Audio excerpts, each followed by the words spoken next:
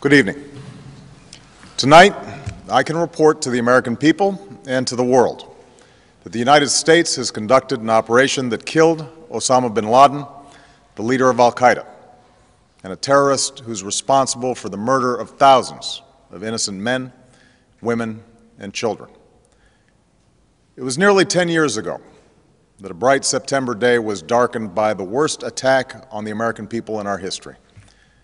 The images of 9/11 are seared into our national memory. Hijacked planes cutting through a cloudless September sky, the Twin Towers collapsing to the ground, black smoke billowing up from the Pentagon, the wreckage of Flight 93 in Shanksville, Pennsylvania, where the actions of heroic citizens saved even more heartbreak and destruction. And yet we know that the worst images are those that were unseen to the world. The empty seat at the dinner table, children who were forced to grow up without their mother or their father, parents who would never know the feeling of their child's embrace, nearly 3,000 citizens taken from us, leaving a gaping hole in our hearts. On September 11th, 2001, in our time of grief, the American people came together. We offered our neighbors a hand, and we offered the wounded our blood. We reaffirmed our ties to each other and our love of community and country. On that day, no matter where we came from, what God we prayed to, or what race or ethnicity we were united as one American family. We were also united in our resolve to protect our nation and to bring those who committed this vicious attack to justice. We quickly learned that the 9/11 attacks were carried out by al-Qaeda, an organization headed by Osama Binladen, which had openly declared war on the United States and was committed to killing innocents in our country and around the globe. And so we went to war against al-Qaeda to protect our citizens, our friends, and our allies. Over the last 10 years, thanks to the tireless and heroic work of our military and our counterterrorism professionals, we've made great strides in that effort. We've disrupted terrorist attacks and strengthened our homeland defense. In Afghanistan, we removed the Taliban government, which had given bin Laden and al-Qaeda safe haven and support. And around the globe, we worked with our friends and allies to capture or kill scores of al-Qaeda terrorists, including several who were a part of the 9/11 plot. Yet Osama bin Laden avoided capture and escaped across the Afghan border into Pakistan. Meanwhile, al-Qaeda continued to operate from along that border and operate through its affiliates across the world. And so shortly after taking office, I directed Leon Panetta, the director of the CIA, to make the killing or capture of bin Laden the top priority of our war against al-Qaeda, even as we continued our broader efforts to disrupt, dismantle, and defeat his network. Then, last August, after years of painstaking work by our intelligence community, I was briefed on a possible lead to bin Laden. It was far from certain, and it took many months to run this thread to ground. I met repeatedly with my national security team as we developed more information about the possibility that we had located bin Laden hiding within a compound deep inside Pakistan. And finally, last week, I determined that we had enough intelligence to take action and authorized an operation to get Osama bin Laden and bring him to justice.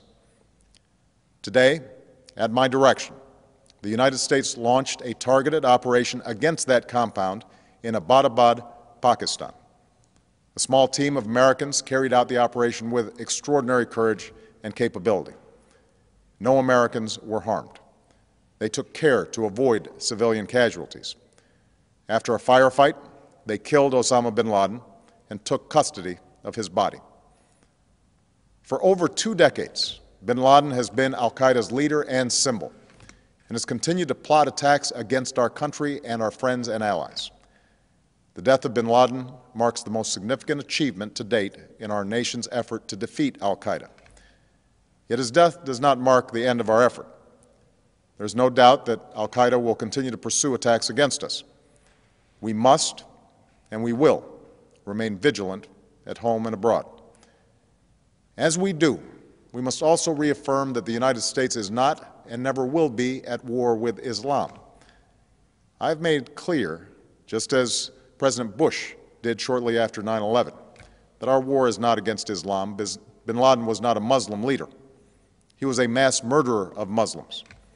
Indeed, al-Qaeda has slaughtered scores of Muslims in many countries, including our own. So his demise should be welcomed by all who believe in peace and human dignity. Over the years, I've repeatedly made clear that we would take action within Pakistan if we knew where bin Laden was. That is what we've done. But it's important to note that our counterterrorism cooperation with Pakistan helped lead us to bin Laden and the compound where he was hiding. Indeed, bin Laden had declared war against Pakistan as well and ordered attacks against the Pakistani people. Tonight, I called President Zardari, and my team has also spoken with their Pakistani counterparts. They agree that this is a good and historic day for both of our nations.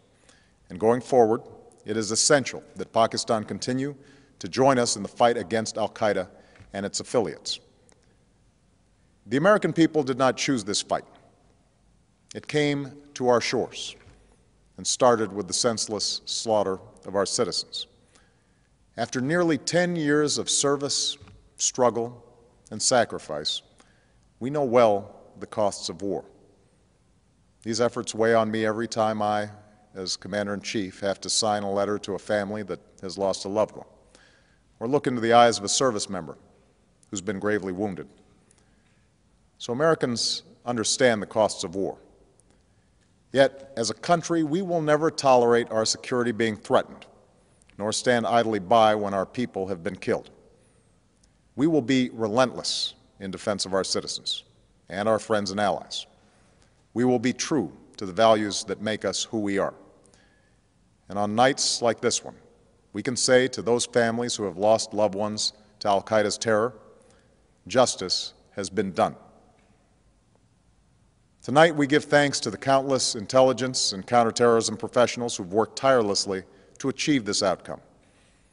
The American people do not see their work nor know their names, but tonight they feel the satisfaction of their work and the result of their pursuit of justice. We give thanks for the men who carried out this operation, for they exemplify the professionalism, patriotism, and unparalleled courage of those who serve our country. And they are part of a generation that has borne the heaviest share of the burden since that September day. Finally, let me say to the families who lost loved ones on 9/11 that we have never forgotten your loss, nor wavered in our commitment to see that we do whatever it takes to prevent another attack on our shores. And tonight, let us think back to the sense of unity that prevailed on 9/11. I know that it has at times frayed, yet today's achievement is a testament to the greatness of our country and the determination of the American people. The cause of securing our country is not complete, but tonight we are once again reminded that America can do whatever we set our mind to. That is the story of our history. Whether it's the pursuit of prosperity for our people or the struggle for equality for all our citizens, our commitment to stand up for our values abroad, and our sacrifices to make the world a safer place. Let us remember that we can do these things not just because of wealth or power, but because of who we are. One nation, under God, indivisible, with liberty and justice for all. Thank you. May God bless you, and may God bless the United States of America.